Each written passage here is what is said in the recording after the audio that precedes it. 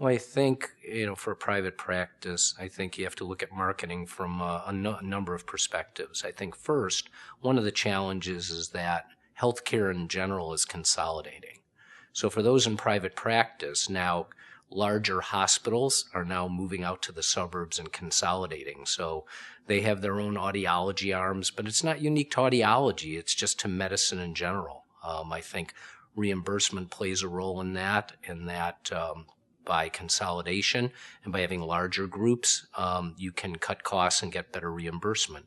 So that's affected us. So the key thing in marketing is a multi-pronged approach. I think the first and most important thing for most audiology private practices is to develop relationships.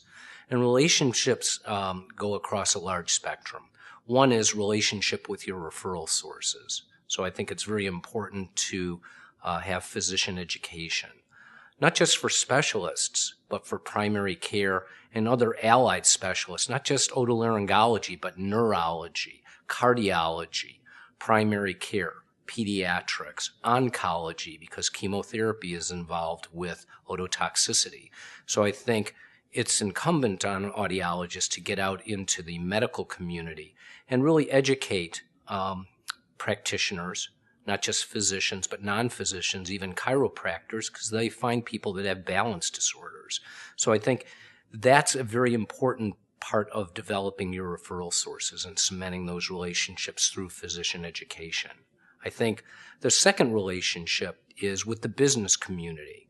There are organizations called BNI where you can join a networking organization that meet weekly, and you learn about what people in that group do, and they learn about what you do. And they can refer to you, and you can refer to them. BNI stands for Business Networking International. There are chapters in most all towns, and it's a worldwide organization.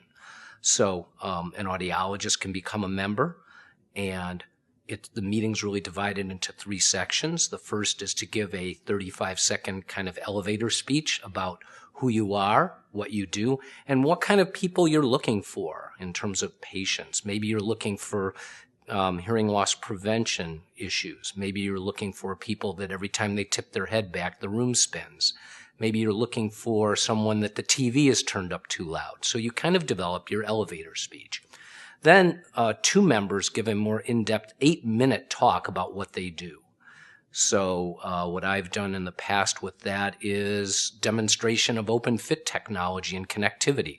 They actually brought 50 hearing aids to the meeting with a television, and the members got to really see what connectivity was like. But you can do a lot of things. You can bring your foam and demonstrate balance disorder. So it's a great chance to have an audience of 50 people in different professions or occupations that are in a position to be able to refer to you.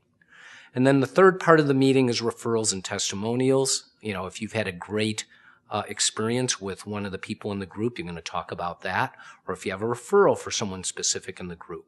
And then you're also incumbent to set up what we call one-on-ones, where you actually meet individually with each person in the chapter to learn more about what they do, and they learn more about what you do. So it's a great way to show and tell audiology. So that's truly a networking organization. Then you have service organizations like Rotary. And Rotary is a group of business and professional men and women that work together to serve the community, both locally and internationally. So you learn about each other by rolling up your sleeves in service. So it's a different approach. It's a way to give back to the community where you live, but you also get to meet the people in the community that are in a position to get to know you and you to know them. So it's a way for you to find your banker, your accountant, your insurance person. So those are 2 different approaches to developing your marketing within the community. And then the third are more traditional forms of marketing, whether it be marketing your patient base with technology upgrades. You can develop a repair certificate program. So if they have a hearing aid repaired, that can go towards purchase of improved technology, as well as open houses, consumer seminars. So I think it's really important to focus on a mix, and also developing relationships with your patients. One of the more successful programs is Friends and Family, where We have a program where if a patient refers a patient, a card goes into a fishbowl. We have a monthly drawing, and the winner wins a gift certificate or even a donation to a charity of their choice. We have found, actually, with friends and family, that the more common prize, people don't really want money. They're looking themselves to give back to the community. So they've donated to the animal shelter, the local charities, whether it be a national charity like Cancer Association, or even the local food pantry in the town. So patients want to be able to support you. So I think it's all about building those kinds of relationships, whether it be with your referral sources, your patients, or with the community.